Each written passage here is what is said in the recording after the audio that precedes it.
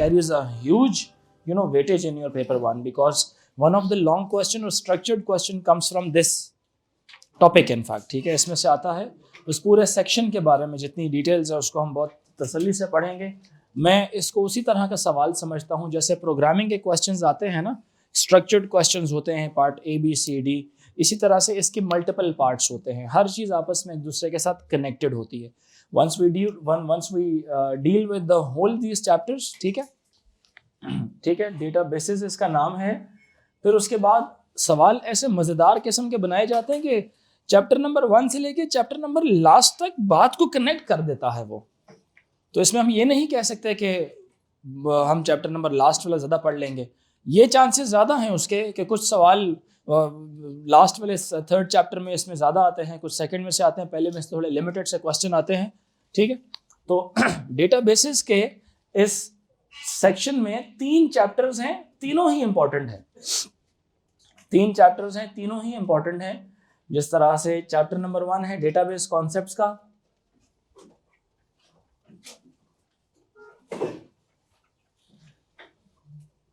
दूसरा कॉन्सेप्ट है database management system का, दूसरा कॉन्सेप्ट है डेटाबेस मैनेजमेंट सिस्टम का, और तीसरा कॉन्सेप्ट है डेटा डेफिनेशन लैंग्वेज, और एक है डेटा मैनिपुलेशन लैंग्वेज, ठीक है। Data definition language and data manipulation language, ठीक है। ये सबसे एडवांस एक टॉपिक होगा जो हम इसमें स्टडी करेंगे कि कैसे आप अपने डेटाबेस को चेंज करते हैं, कैसे उसके अंदर कोई रिकॉर्ड्स डालते हैं, कैसे फील्ड्स डालते हैं, फील्ड्स रिमूव करते हैं। छोड़ें इस बात को, मैं नहीं, I don't want to discuss it right now, तो मज़ा ख़राब हो जाएगा उसका, ठीक है। तो सबसे पहले जब हम डेटाबेस कॉन्सेप्ट्स की बात करते हैं तो हमेशा देखें, हमने पढ़ना सारी ज़िंदगी अब डेटाबेस ही है। ज़रा पुराने वक्त की तरफ जाते हैं कि पहले क्या चीज़ इस्तेमाल होती थी। पहले इस्तेमाल होता था फाइल सिस्टम्स इस्तेमाल होते थे। वैसे अगर समझा जाए, जब हम बात करते हैं, मैं चैप्टर नंबर 1 का आगाज़ कर चुका हूँ, ठीक है, ये हमारा है chapter number 1।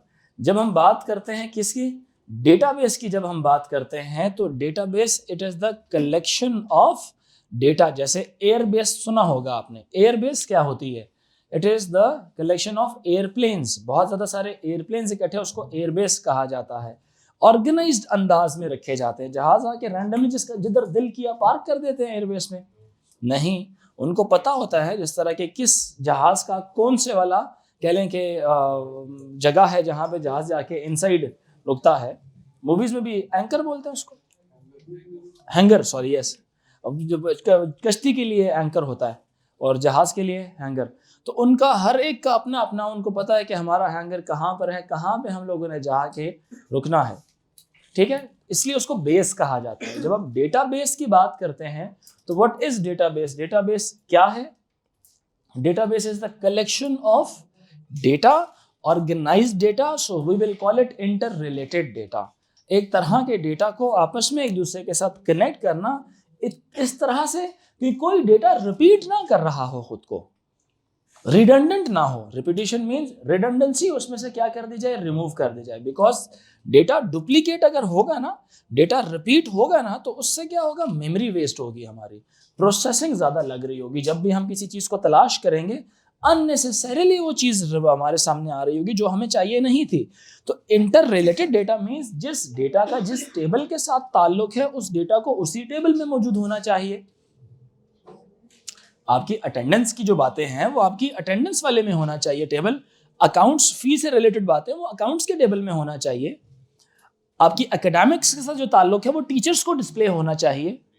Are you getting my point कि नहीं? जो आपकी एकेडमिक्स के साथ एसोसिएटेड बातें हैं कि आपके मार्क्स कितने हैं टेस्ट 1 में, टेस्ट 2 में, ये सारी चीज़ें डिफरेंट टेबल में होनी चाहिए।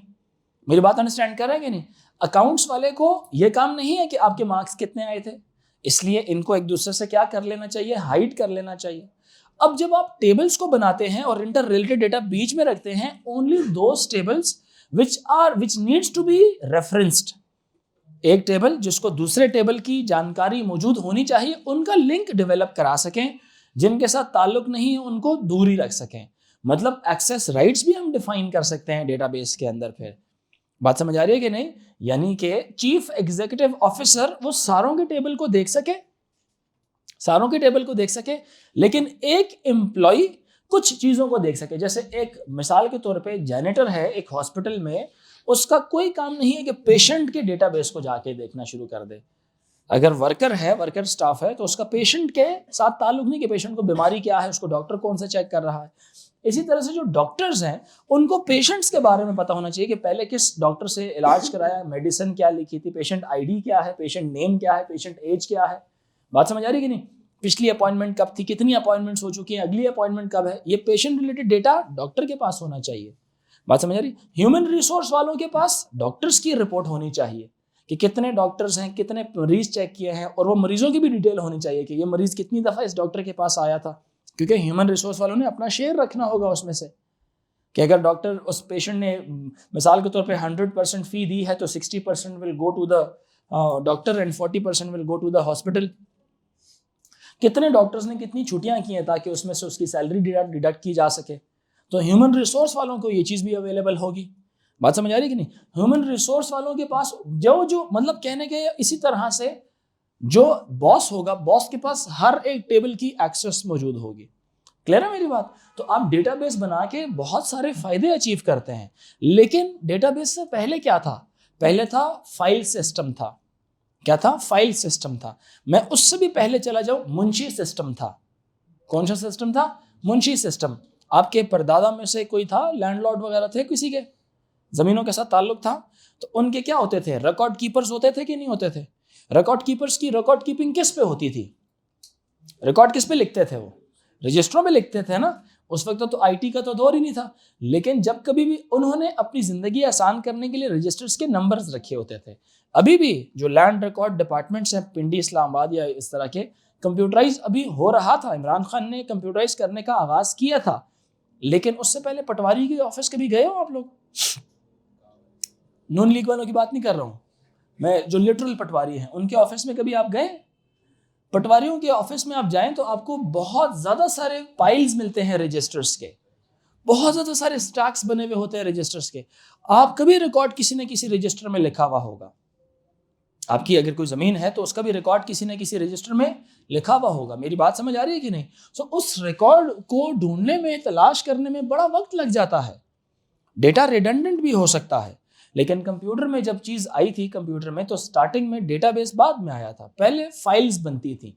अब फाइल्स में ऐसा भी हो सकता था कि जो डेटा है, लाइक डेटा, एक तरह का डेटा रिपीट भी कर सकता था, डुप्लीकेट भी आ सकता था, क्योंकि हर एक फाइल डिफरेंट बनी होती थी। जैसे आप लोग भी फाइल्स बनाते हैं, मैं इस तरह एम्प्लॉयज़ की फाइल्स बनाना शुरू कर दूँ। जैसे मिसाल के तौर पर मैं एक फ़ाइल बनाता हूँ, फॉर एग्ज़ाम्पल एक जनरल सी एक एप्लीकेशन है। यहाँ पे एक एप्लीकेशन बताई हुई है कि जी फॉर एग्जांपल स्टूडेंट की मिसाल ले लेते हैं। स्टूडेंट की मिसाल ले लेते हैं। अगर मैं फाइल सिस्टम इस्तेमाल करूँ तो फाइल सिस्टम में क्या होगा? आई विल बी यूजिंग, मैं क्या इस्तेमाल करूँगा? सबसे पहले मेरे पास डेटाबेसेस का समझ आया? डेटाबेसेस लिखना नहीं है, बस सुनते रहे। It is a collection of inter related data, non redundant data in an organized form so that the data can easily be accessed, managed, updated, edited, appended, etc. Before relational database system, flat file based systems were used to store and retrieve the data. Flat file systems हम किसको कहते हैं? सबसे पहले चीज, database, it is the collection of interrelated data. You will get everything. ठीक है, don't worry about it. मैं जो कह रहा हूँ ना, नहीं लिखना, you will get everything. जो बातें मैंने बोली हैं इसको आप अपने पास नोट डाउन भी कर सकते थे, लेकिन टाइम लगेगा ना, तो इसलिए मैं कह रहा हूँ कि फिलहाल वो ना लिखें। फिर हमने कहा इससे भी पास्ट की बात करते हैं। इनिशियली क्या होता था? फाइल बेस्ड सिस्टम होता था। पहले क्या होता था? फाइल बेस्ड सिस्टम होता था। इसको फाइल बेस्ड सिस्टम बोलते हैं, फ्लैट फाइल बेस्ड सिस्टम भी कहा जा सकता है। डेटा स्टोर होता है किस सूरत में? रिकॉर्ड्स स्टोर किए जाते हैं। रिकॉर्ड्स के अंदर हर एक शख्स का रिकॉर्ड, जैसे आपका फर्स्ट नेम है, आपका लास्ट नेम है, आपकी एज है, आपका जेंडर है, and so on. Similar goes for you. You have your first name, you have your last name, you have your age, you have your gender, etcetera. ये जो मैं कह रहा हूँ ना, first name, last name, age and gender, इनको fields कहेंगे हम। क्या कहेंगे इनको? फील्ड्स कहेंगे। क्या कहेंगे? फील्ड्स कहेंगे। और ये जो एक बंदे की सारी डिटेल्स हैं, आपका सारिम अली खान फॉर एग्जांपल, ठीक है, 17 मेल एक्सेट्रा, जो भी आगे डिटेल्स होंगी, तो ये पूरा एक रिकॉर्ड कहलाता है। यानी एक रो क्या कहलाती है? रिकॉर्ड कहलाती है। रो आर से याद रख लें, आर से रो बनती है और आर से ही रिकॉर्ड भी बनता है। तो ये हॉरिजॉन्टल जो सी चीजें चल रही होंगी, ये क्या होगा? ये एक रिकॉर्ड होगा डेटाबेस में। हाँ, इसी तरह से जितनी भी आपकी वो फील्ड्स आ रही हैं, उन सारों को कलेक्टिवली जब आप रीड करेंगे तो वो क्या बन जाता है?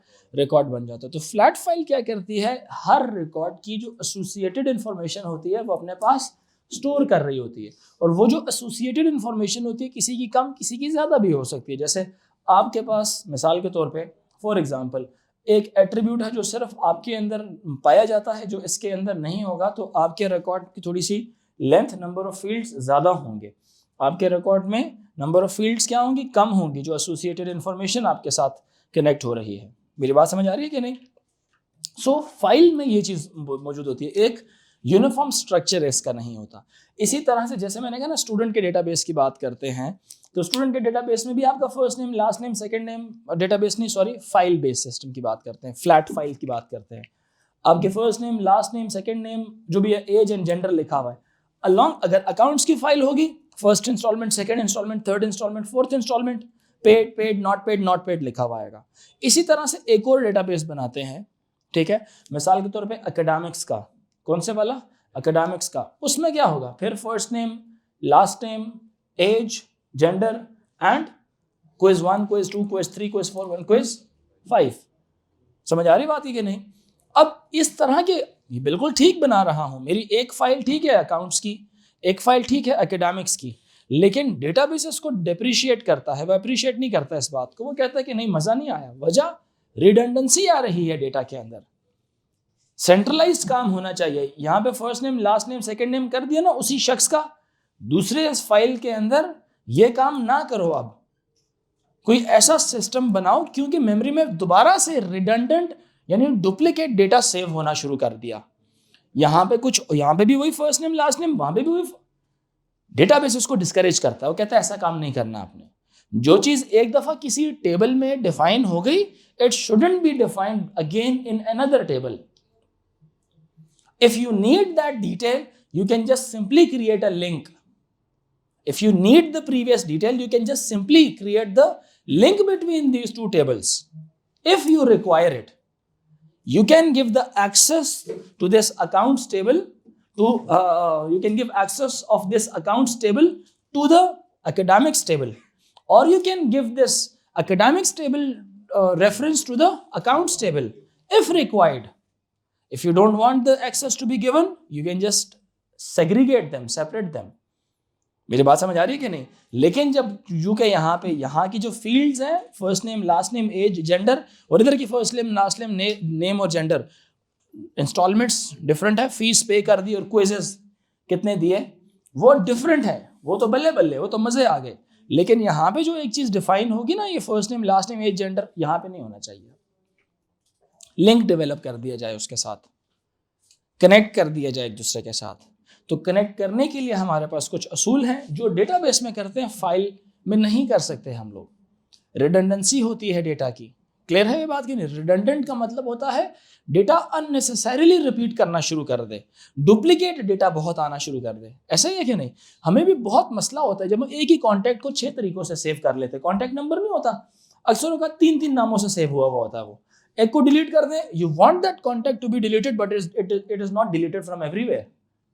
मेरी बात समझ आ रही है? क्योंकि हमारी कॉन्टैक्ट्स की जो फाइल होती है वो फ्लैट फाइल्स बनी हुई हैं। मेरी बात समझ आ रही है? अगर ये डेटाबेस होता, अगर आप एक चीज को डिलीट करते तो ऑल कैस्केडेड रिकॉर्ड्स क्या होते? डिलीट हो जाते। कैस्केडेड रिकॉर्ड्स मतलब वो जिसके साथ कनेक्टेड है वो सब रिकॉर्ड्स क्या होते? डिलीट होते हैं। If you want some contact number to be deleted, so this structure can be implemented on your contacts. मेरी बात समझ आ रही है कि नहीं? नहीं समझ आ रही? क्लियर है ये बात कि नहीं? So flat file is a database. It is a database that stores data in the plain text file. तो लिख लें, a file is a collection of items. File is a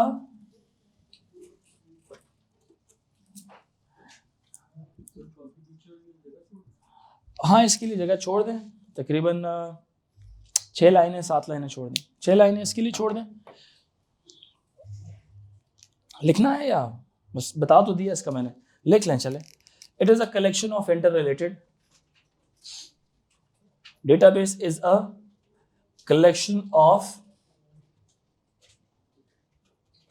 interrelated non-redundant data, interrelated non-redundant data, interrelated non-redundant data in an organized form,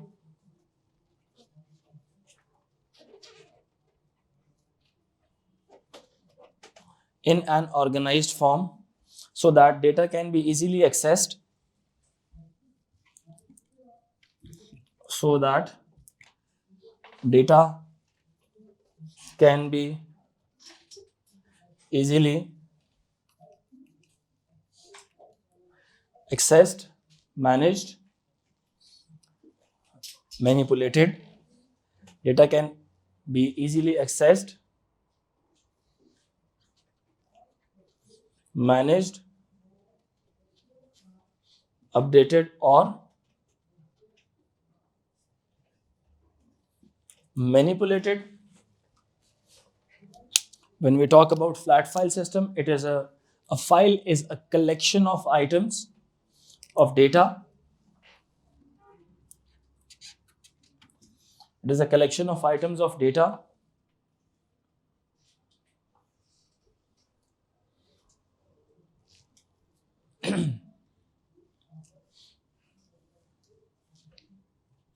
collection of items of data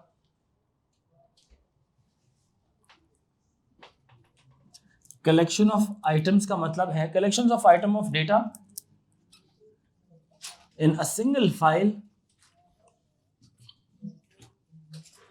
in a single file. collection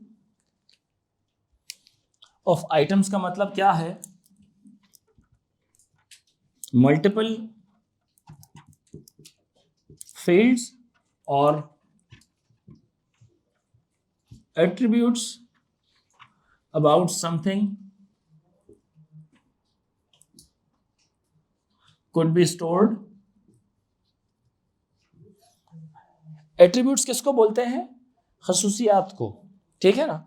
जैसे मैंने कहा ना, आपसे related first name is one attribute, last name is another attribute, age is one attribute, your gender is another attribute, and similarly जो चीज़ें आपके साथ associate करेंगे उनको एट्रीब्यूट्स करेंगे।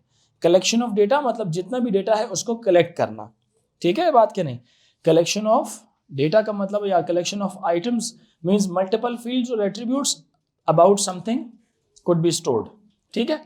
अच्छा, जब आप एक चीज के बारे में सारी फील्ड्स को इकट्ठा रीड आउट करते हैं तो वो रिकॉर्ड बन जाता है, वन रिकॉर्ड बन जाता है। क्या बन जाता है? वन रिकॉर्ड बन जाता है, ठीक है।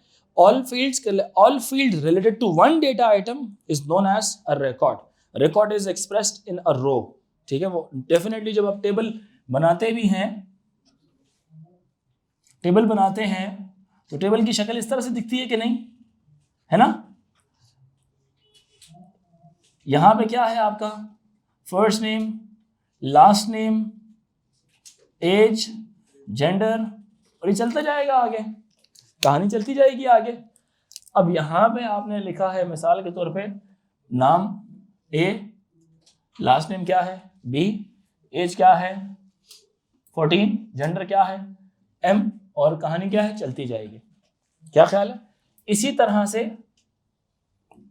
यहां पे किसी का नाम क्या है डी, ई, एज क्या है 15, जेंडर क्या है एम, और कहानी चलती जाएगी, ठीक है। तो ये जो चीज है ना, ये क्या है? ये फील्ड है, ये एट्रीब्यूट्स हैं किसी भी एक चीज के बारे में। ये पूरे का पूरा क्या है? एक अदद।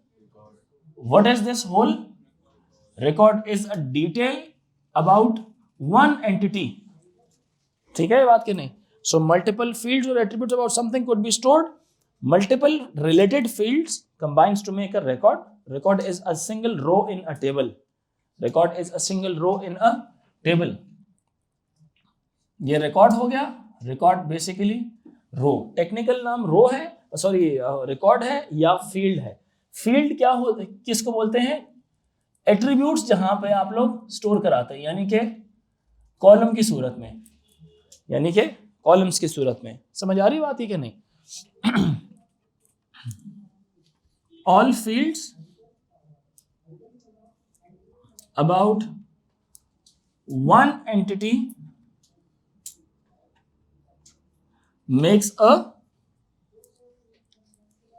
makes a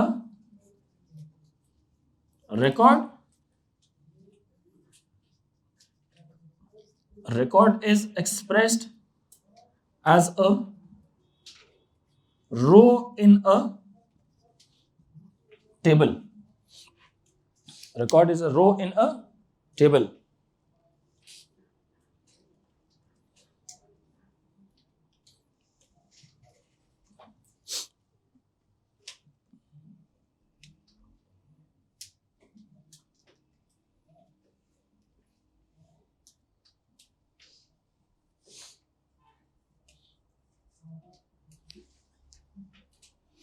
Each record knows the number of record की जो लेंथ है, it could be in a flat file, record length could be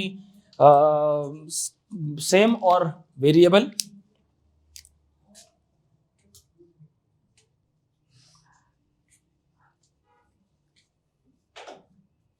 In a flat file, record length could be same or variable. Length could be same का मतलब क्या है, same number of fields for every record.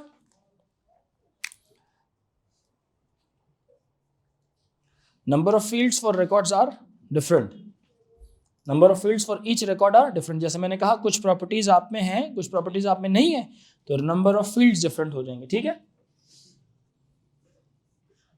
Number of fields for records are different, ठीक है।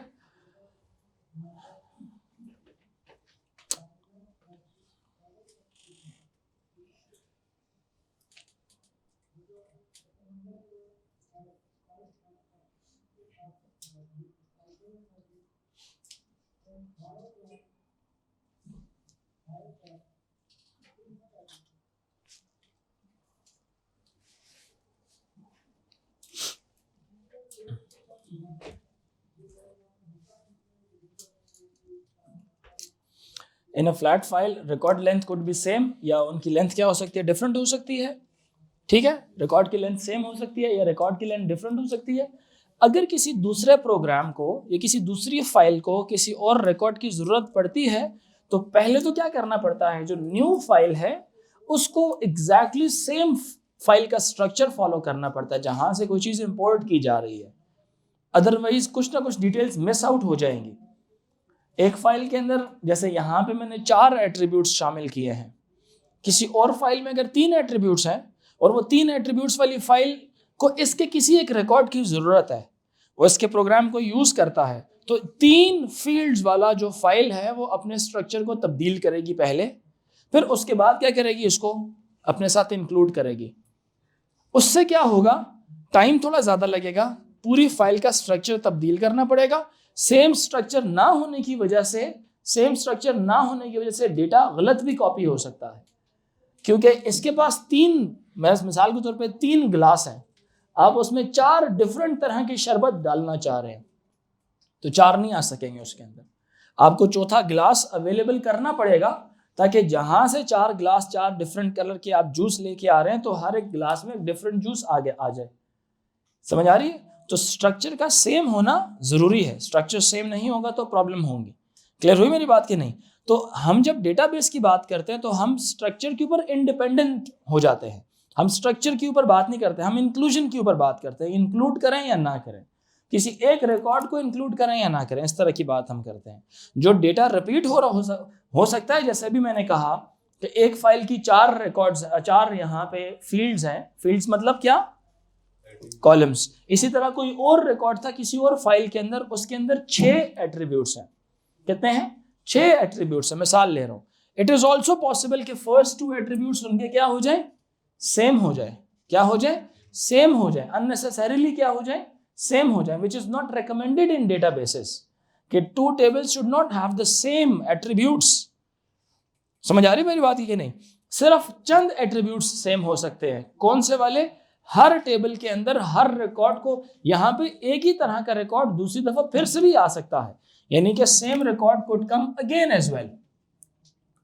About A B का record फिर से भी आ सकता है, लेटर ऑन भी डेटा के अंदर सेव हो सकता है, फाइल सिस्टम के अंदर। क्लियर हो रही है मेरी बात के नहीं? सो इसमें भी एक प्रॉब्लम होती है। जब आप रिकॉर्ड्स को देख रहे होंगे तो इन रिकॉर्ड्स के अंदर, सुनना जरा, इन रिकॉर्ड्स के अंदर हर रो के अंदर वैल्यूज तो क्या है, मतलब है तो डिफरेंट है, बट सेम भी आ सकती हैं। इसके पास कोई मैकेनिज्म नहीं होता कि डुप्लीकेट रिकॉर्ड्स को रिमूव करे। डेटाबेसेस ने इसको भी कैसे इंप्रूव किया? उसने हर रिकॉर्ड को आइडेंटिफाई करने के लिए एक यूनिक की जनरेट कर दी। हर रिकॉर्ड को आइडेंटिफाई करने के लिए एक यूनिक की जनरेट कर दी। जैसे आप लोगों के डेटाबेस के अंदर आपका आईडी कार्ड नंबर क्या है, यूनिक की है। तो जितने भी लोग हैं पूरे कंट्री के अंदर, हर एक को यूनिकली आइडेंटिफाई उसके नाम की वजह से नहीं किया जाता, उसको एक यूनिक आईडी दी गई है, उससे डिस्टिंग्विश किया जाता है। क्लियर है मेरी बात के नहीं? इसी तरह अगर आप फॉरेन कंट्रीज में ट्रेवल करते हैं तो पूरी दुनिया ने एक बात पर आमादगी का इजहार किया है कि जी पासपोर्ट नंबर जनरेट करते हैं, कि अगर कुछ लोग जो कंट्री शिफ्ट करते हैं उनका पासपोर्ट नंबर होना चाहिए। आप जब इंटरनेशनली ट्रेवल करते हैं तो they do not take national ID card from you, passport आपसे मांगते हैं। क्यों? क्योंकि हर इंटरनेशनल सिटीजन्स के हिसाब से जो डेटाबेसेस बनाए गए हैं वो पासपोर्ट्स के साथ बनाए गए हैं, पासपोर्ट नंबर्स को ट्रीट किया जाता है। तो जनरली कहने का मतलब यह है कि आपकी यूनिक आईडी जो सी है, इट इज नेसेसरी। क्या चीज नेसेसरी है? यूनिक आईडी नेसेसरी है। बात समझ आ रही है कि नहीं आ रही? कोई कंफ्यूजन है यहां तक? जी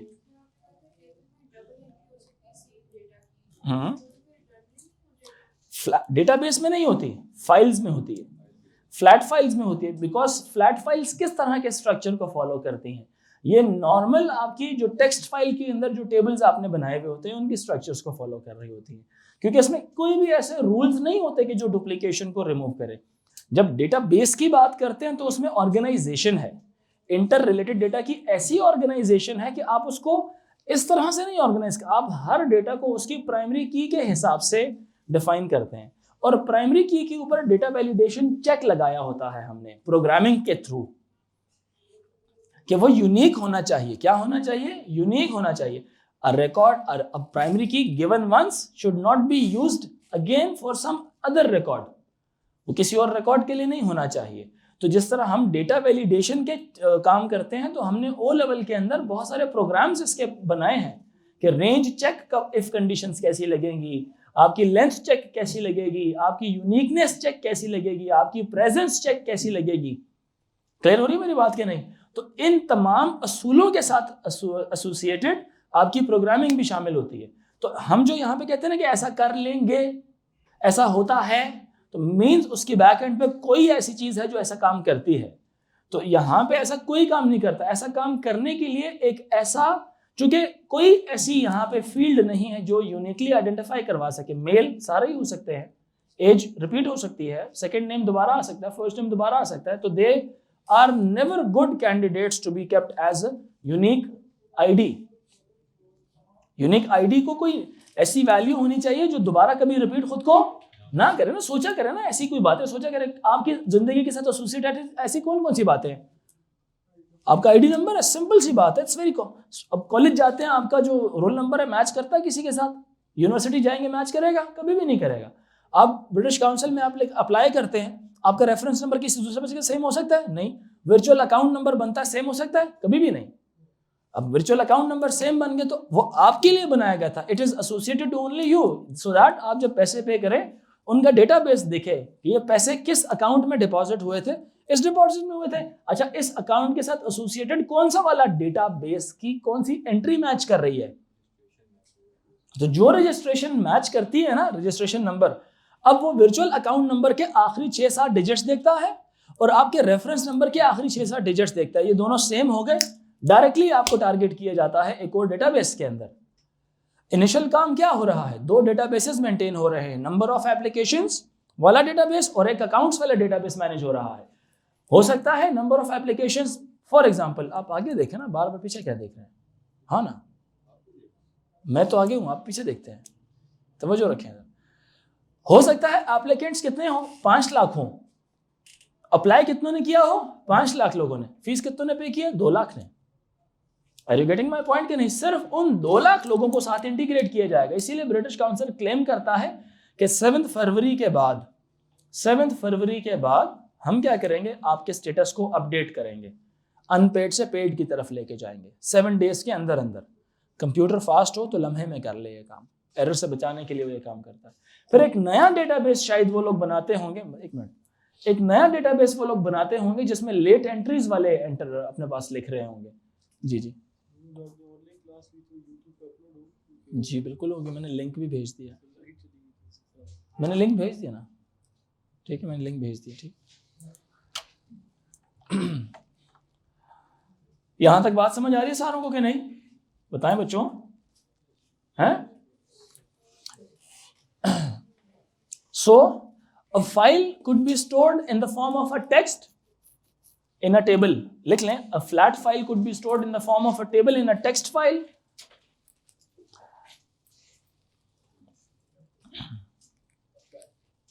A flat file could be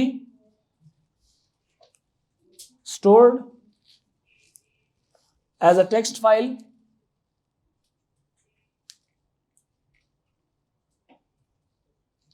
which holds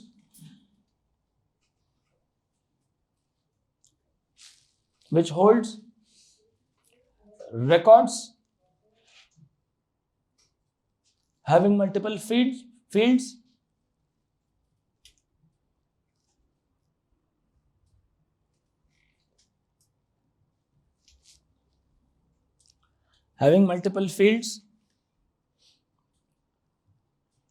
It could be represented in the form of tables as well.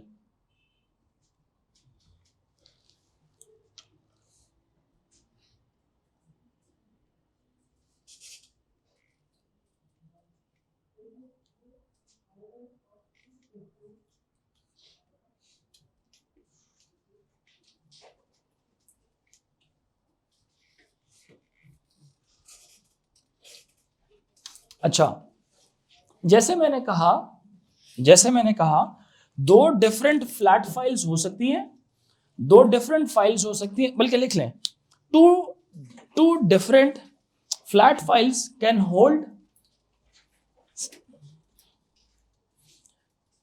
2 different flat files related to the same data. 2 different flat files related to the same data can hold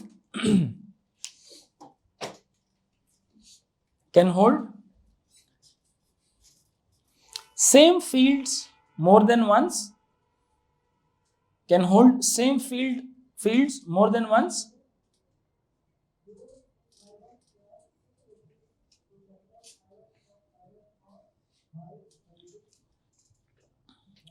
and also the order of those, ये एक हो गया ना, यहां पे as हो गया, यहां पे क्या हो गया, क्विज 1, यहां पे क्या हो गया, क्विज 2, समझ रहे, यहां पे क्या हो गया, क्विज 3 एंड सो ऑन। एक और फाइल ऐसी हो सकती है जिसमें क्या लिखा हो, मिसाल के तौर पे यहां पे लिखा हो आपका इंस्टॉलमेंट 1, इंस्टॉलमेंट 2, इस तरह के डिफरेंट इंस्टॉलमेंट्स। यहां पे लिखा हो फर्स्ट नेम, लास्ट नेम, समझ आ रही कि नहीं, यहां पे लिखा हो कॉन्टैक्ट, यहां पे लिखा हो मिसाल के तौर पे एज, मैंने 2-3 वल्नरेबिलिटीज यहां पे की हैं। एक मैंने क्या कहा, फर्स्ट नेम लास्ट नेम और एज रिपीट हो गई, और उनका जो ऑर्डर है वो भी क्या कर दिया मैंने, चेंज कर दिया। रिकॉर्ड का स्ट्रक्चर क्या हो गया, वो चेंज कर दिया। तो रिकॉर्ड्स को स्ट्रक्चराइज करने के लिए पहले रिकॉर्ड्स को भी तब्दील कराना, मतलब मुख्तलिफ चैलेंजेस है ना। एक यूनिक आइडेंटिफिकेशन वो भी करना जरूरी है, आईडीज होनी चाहिए हर टेबल में हर रिकॉर्ड के लिए। दूसरा, डुप्लीकेशन हो रही है, डुप्लीकेशन रिमूव होनी चाहिए। यहाँ पे क्या ख्याल है, डुप्लीकेशन यहाँ से रिमूव होनी चाहिए। समझ आ रही है बात है कि नहीं, यानी कि सेम फाइल के अंदर 2 रिकॉर्ड्स सेम 2 दफा नहीं आने चाहिए। तीसरी क्या प्रॉब्लम हो रही है इसके अंदर कि order of the fields is different, synchronize नहीं हो रहा होगा, रिडंडेंट डेटा आ रहा होगा। ठीक है, तो लिखें जरा अपने पास, in a file data is read line by line in a sequential access, A2 वालों, ठीक है। in a flat file record is accessed line by line, क्या चीज,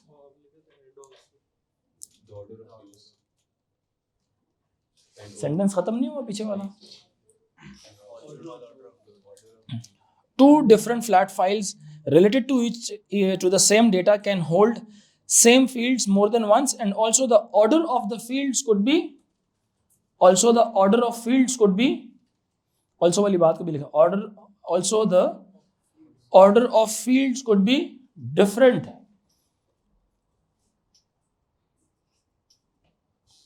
समझ आ रही है।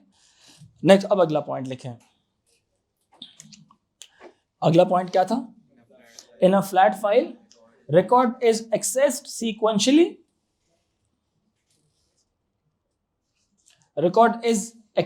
sequentially, that is line by line,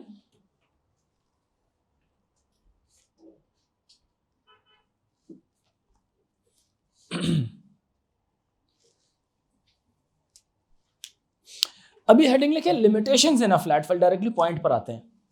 पहला टॉपिक है हमारा इस चैप्टर का, limitations in a flat file approach. Heading लिखे limitations in a flat file approach, limitations in a flat file approach. A levels में टेम्पो और ये आपका कनेक्टिविटी नहीं टूटनी चाहिए। लिमिटेशंस यानी इसके मसले मसाइल क्या है। ऑब्वियसली जिसमें मसले होते हैं फिर हमें बेहतरी की तरफ जाना पड़ता है, तो पहले मसले जरा पढ़ लेते हैं। Due to sequential access it is a little slow,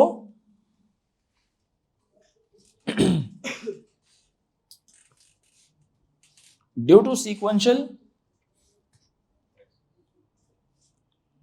flat files are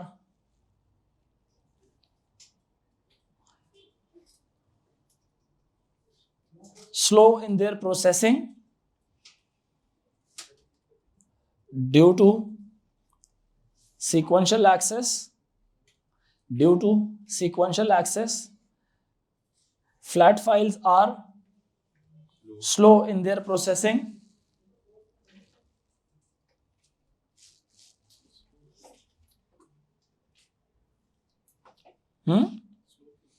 slow क्यों होती है, डायरेक्ट नहीं होता ना, इसमें डायरेक्ट नहीं होता ना, इसमें कोई यूनिक फील्ड नहीं है ना, कोई यूनिक आईडी नहीं है ना किसी रिकॉर्ड की। जो आप सो रहे थे तो तभी बातें पढ़ा रहा था ना मैं, है इसमें कोई यूनिक आईडी नहीं है ना। यूनिक आईडी अगर होगी तो उसको स्टोर ही मुख्तलिफ तरीके से किया जाएगा, उसको ढूंढने के लिए बड़ी आसानी से एग्जैक्टली उधर चले जाएंगे। अब वो वाली बात एकदम जागे हो तो मिक्स कर दिया आपने A2 को AS के साथ, इसमें कोई वो नहीं है, प्राइमरी की नहीं है। तो जब चीज़ें लिखी हुई है ना, आखिरी रिकॉर्ड तक पहुंचने के लिए हमेशा सारों को पहले एक्सेस करके नीचे की तरफ जाना पड़ेगा। अगर आखिरी रिकॉर्ड की तरफ जाना है तो पहले स्टार्ट यहां से लेके ये पूरे एक्सेस करके फिर एंड तक पहुंची जाएगी बात। क्यों कि इसमें वो मैकेनिज्म ही नहीं है डेटा को स्टोर कराने का। डेटा कैसे स्टोर हो रहा है, उसी ऑर्डर में जिस ऑर्डर में वो आ रहा है, क्रोनोलॉजिकल ऑर्डर है इसका। समझ आ रही है कौन सा ऑर्डर है, क्रोनोलॉजिकल ऑर्डर है। जैसा मेरे दिल की धड़कन अगर आप नोट करें तो जो ग्राफ बनेगा वो कैसा ग्राफ होगा, जो ज्यादा दिल धड़क रहा था वो पहले, या जो स्लो दिल धड़क रहा था वो पहले ग्राफ, और ज्यादा तेजी से धड़क रहा था वो बाद में आएगा, या वो अपने अपने हिसाब से आएगा, वो अपने हिसाब से आएगा। अभी अगर मैं छलांगे मारना शुरू कर दूं, फिर मैं थोड़ा सा रुक जाऊं, पहले कभी हार्ट बीट स्लो थी, फिर तेज हो जाएगी, फिर स्लो हो जाएगी। ये तो इसको बोलते हैं क्रोनोलॉजिकल ऑर्डर। जिस ऑर्डर में कहानी चल रही है उसी ऑर्डर। आपके जो बहन भाइयों की पैदाइश है वो किस ऑर्डर में? Chronological order. जो पहले आया वो सबसे बड़ा है, उसके बाद करते करते इस तरह से। इसी तरह से मिसाल के तौर पे आपका जो ड्रामा सीरियल होता है, जो आप टीवी पे देखते हैं, वो कौन सा ऑर्डर है? Chronological order. क्या कभी उनको आप, मतलब टीवी वालों ने आपको आखिरी किस्त पहले दिखाई है? कभी भी नहीं दिखाते ना। और पहली किस्त आखिर में दिखाएंगे? कभी भी नहीं दिखाएंगे। तो इससे क्या खराब होगी? उनका नुकसान होगा। इसी तरह से मौसम की रिपोर्ट, मौसम की रिपोर्ट आप हर घंटे बाद मौसम रिकॉर्ड करना शुरू करें, तो उसकी जो रिकॉर्ड बनेगा वो कैसा बनेगा? Chronological order. ये रात के 1 बजे वाला पहले, फिर 2 बजे, फिर 3 बजे, फिर 4 बजे, फिर 5, 6, 7, 8, 9, 10, 24वें घंटे की रिकॉर्ड बन जाएगा। फिर दूसरे दिन का 1 बजे, 2 बजे का, 3 बजे का। तो ये कैसा ऑर्डर है? जो इसकी रिकॉर्ड की, इसकी पूरे की फाइल बनेगी वो कैसी बनेगी? क्रोनोलॉजिकल ऑर्डर की बनेगी। तो ढूंढने में हमें क्या होगा? कंप्यूटर कैसे ढूंढेगा इस डेटा को? अगर आपने 25वें दिन का जो 4th वैल्यू रिकॉर्ड करनी है, तो वो पहला वाला सर्च करेगा, दूसरा करेगा, तीसरा, जब तक वो 25वें तक नहीं जाएगा वो ढूंढता रहेगा उसको। बात समझ आ रही है कि नहीं? नहीं समझ आई मेरी बात? क्लियर हुई मेरी बात? 25वें तक जाएगा, फिर उसको फेच करेगा। तो फ्लैट फाइल्स में क्रोनोलॉजिकल ऑर्डर जहां पे फॉलो किया जाता है, क्योंकि यहाँ पे कोई यूनिक आईडी नहीं होती। जब हम दूसरे की तरफ जाएंगे तो यूनिक आईडी क्रिएट करेंगे और उसमें से रिडंडेंसी रिमूव करेंगे एंड एक्सेट्रा, डेटा को कंसिस्टेंट बनाएंगे और हर फील्ड के ऊपर रिस्पेक्टिव वैलिडेशन चेक भी लग सकेगा। ठीक है बात के नहीं? सो पहली बात आपने लिख ली कि नहीं? सेकंड, इसमें चूंकि डेटा डुप्लीकेट हो रहा होता है तो स्टोरेज भी क्या होती है? वेस्ट होती है। आप इसको इस एतबार से ना देखें कि सर थोड़ा सा तो डेटा खैर ज़ाया होने दें, उससे क्या फ़र्क पड़ता है। जस्ट गो अपस्टेयर्स एंड उनसे पूछें, ये जो आपकी वीडियोस वगैरह रिकॉर्ड कर रहे हैं, जो वीडियोस रिकॉर्ड कर रहे हैं, जो डेटाबेस बना रहे हैं वीडियोस का, उनसे पूछें उनके लिए स्टोरेज कितनी इंपॉर्टेंट है। स्टोरेज उनके लिए कितनी इंपॉर्टेंट है। नादरा वालों से पूछें स्टोरेज उनके लिए कितनी इंपॉर्टेंट है। बात समझ आ रही है कि नहीं? वो कभी भी इग्नोर तो नहीं करेंगे उन चीज़ों को। Storage is very important for them, yes और नो? ठीक है। इसमें बहुत ही ह्यूज मतलब मेमोरी लग रही होती है। तो जब डेटा रिडंडेंट करेंगे तो फिर तो यूँ समझें कि और ही ज़्यादा ज़ाया हो रही है मेमोरी, और मेमोरी की कॉस्ट होती है, एक्सपेंसिव होती है बहुत ज़्यादा। One of the very big issues जो रिकॉर्डिंग में आता है वो क्या होता है कि जी मेमोरी बहुत ज़्यादा लगती है इसमें, यानी स्टोरेज। इनफैक्ट स्टोरेज बहुत ज़्यादा लगती है। जब स्टोरेज ज़्यादा लगती है तो ख़रीदनी पड़ती है मार्केट से। जब स्टोरेज खरीदते हैं तो इट्स क्वाइट एक्सपेंसिव। 20,000 की एक आपकी हार्ड डिस्क ड्राइव मिलती है, 20,000 30,000 की, जितने भी टेराबाइट्स की लेनी है। ठीक है, अपने हिसाब से फिर कॉस्ट उसकी इंक्रीज करती रहती है। तो अभी तक मिसाल के तौर पे अगर 40 टेराबाइट्स के अंदर वीडियोस स्टोर हुई हैं, तो सोचें अगर 8 टेराबाइट की 30,000 की है तो 40 की 30 मल्टीप्लाई बाय 5। खामखा तो कभी भी मैं डुप्लीकेट नहीं कर सकता हूँ ना कि मैं डबल पैसे पे करता रहूँ। क्लियर हो रही है मेरी बात की? तो इस तरह कॉस्ट इंक्रीज करती है इन चीज़ों की। ठीक है ना? तो लिखें storage space is wasted, storage space is wasted when data items are duplicated. Storage is wasted, storage space is wasted when data items are duplicated. Data items are duplicated by separate applications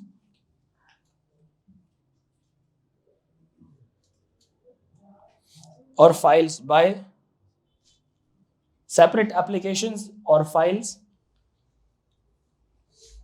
data duplication मतलब redundancy, यानी कि sometime unnecessary data रिकॉर्डों में बार बार repeat हो रहा होता है। Unnecessary data बार बार repeat हो रहा होता है, उनकी जरूरत नहीं होती, बस वैसे ही बीच में रखा हुआ होता है। उसके बाद लिखें, अच्छा एक प्रॉब्लम इसमें होती है, जैसे मैंने कहा था ना, कंसिस्टेंट डेटा क्या होता है कि अगर आप किसी एक डेटा के अंदर तब्दीली करते हैं ना, वो तब्दीली रिस्पेक्टिव तमाम डेटा के अंदर आनी चाहिए। जैसे मिसाल के तौर पे, फॉर एग्जाम्पल मिसाल ले रहा हूँ, किसी भी फील्ड के ऊपर ये बात लग सकती है, बट मिसाल ले रहा हूँ। यहाँ पे एक बंदे का कॉन्टैक्ट नंबर था 345 और यहां पर मिसाल ले रहा हूं, यहां पे किसी एक फील्ड का नाम क्या था, यही कॉन्टैक्ट ही था, सही है। और पहले रिकॉर्ड का नंबर था यहां पे 1 2 3 4 5। Let's say I am talking about A and B. Yes और नो, समझ रहे हैं कि नहीं। अब यहां पर उस रिकॉर्ड ने क्या किया, उसने क्या किया, यहां पे अपना नंबर चेंज करा के क्या कर दिया, अब नया नंबर उसने ले लिया। पहले 1 2 3 4 5 था, अब फोन नंबर क्या है उसका 2 3 4 5 6 है। अब जितने भी टेबल्स में इसकी डिटेल्स मौजूद है, हर जगह क्या होना चाहिए था, टेक्निकली चेंज होना, इधर नहीं होता। ये मतलब इनकंसिस्टेंट होता है डेटा इसका। कंसिस्टेंट किसको कहते हैं, बी रिलेटेड और a relationship can be developed between multiple tables of different databases.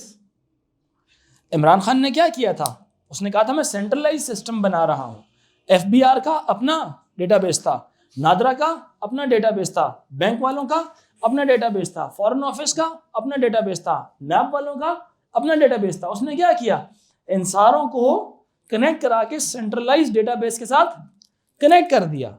अब उस सेंट्रलाइज डेटाबेस को किसी भी चीज की जरूरत थी तो उस पर क्लिक करते थे और एग्जैक्टली वो नए डेटाबेस की एक्सेस उसको मिल जाती थी। समझ आ रही मेरी बात की नहीं, ध्यान रखो। नहीं, डेटा कैन बी ऑल्टर्ड। आप तो खामोश है, मैं बोल रहा हूं ना, पानी तो मुझे चाहिए। ये लो मेरा पानी पी लो, ये लो, ये लो, अरे पियो यार, पी लो। डेटा कैन बी ऑल्टर्ड, पियो, कोई मसला नहीं। Data can be altered by one application, data can be altered by one application. अरे पियो ना, शर्मीले। Data can be altered by one application and not by the other. Data can be altered in one application या by one application and not by the other application के ऊपर छोटा सा लिख ले, by one, in one file, in one file. Application या file एक ही है, समझ आ रही है मेरी बात की नहीं। Data can be altered in one file and not in the other file.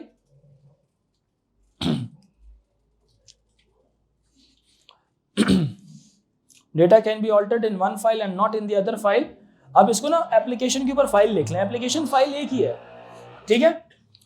This database, this table could be a result of some other app, some other usage, some other place जहां से इसका इस्तेमाल था, and it could be the result of some other application, like another file, कोई और file थी।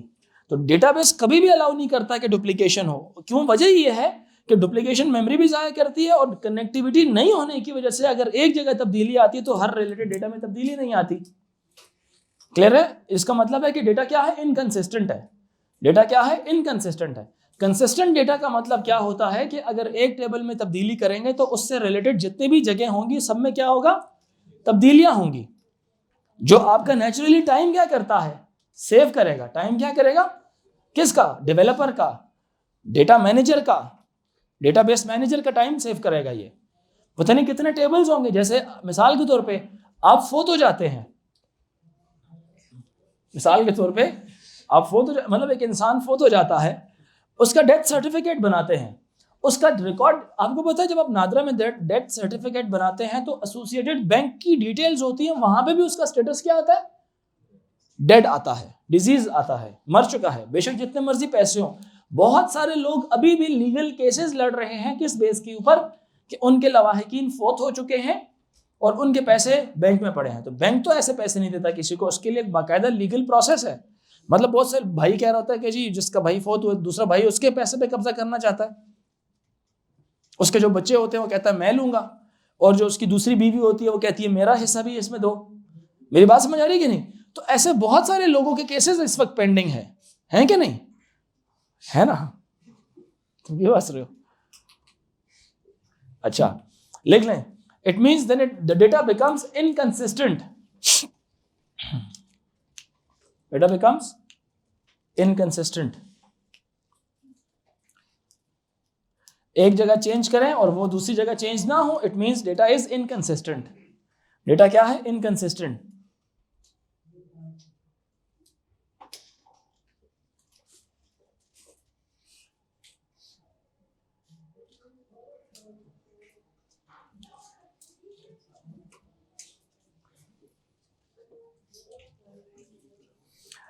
Next point लिखें, next point लिखें,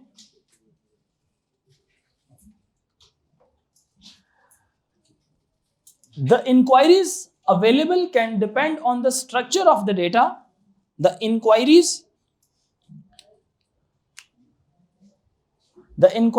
depends on the inquiries available can depend on the structure of the data. The inquiries available can depend on the structure of data. The inquiries available can depend on the structure of data. पहले तो ये समझ ले inquiry किसको बोलते हैं. Give me the record जिसका phone number है 1 2 3 4 5. This is one inquiry. पूरे फाइल में से एक ऐसे रिकॉर्ड को तलाश करना जिसकी आपको जरूरत थी, वो जब मिल जाता ना आपको तो उसको क्या बोलते हैं? It is an inquiry. किसी के बारे में इंक्वायर करना, like searching something in your database. ठीक है, सो लिखें जरा. Inquiries available can depend on the structure of data and the software used. Structure of data and the software used. And the software used.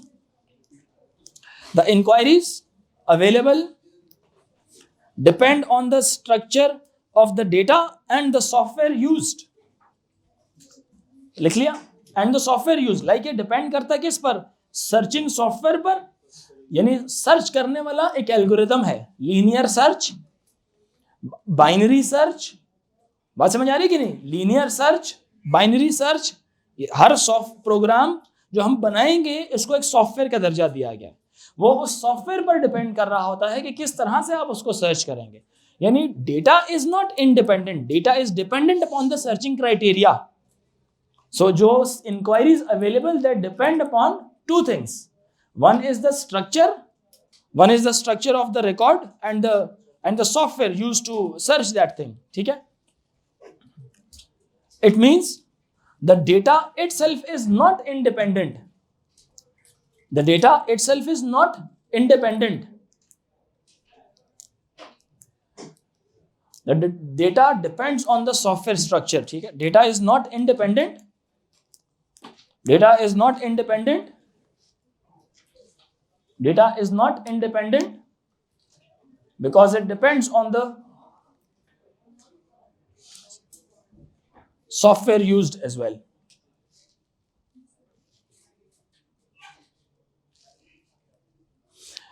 Next point लिखें.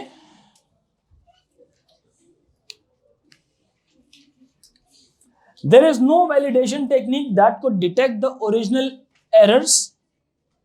There is no validation techniques that could detect the original errors. There is no validation technique that could detect the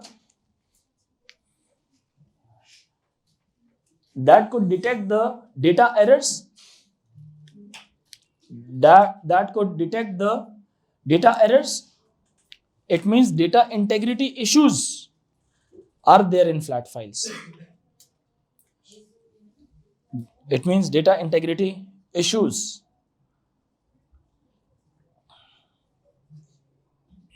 Bas, because are there data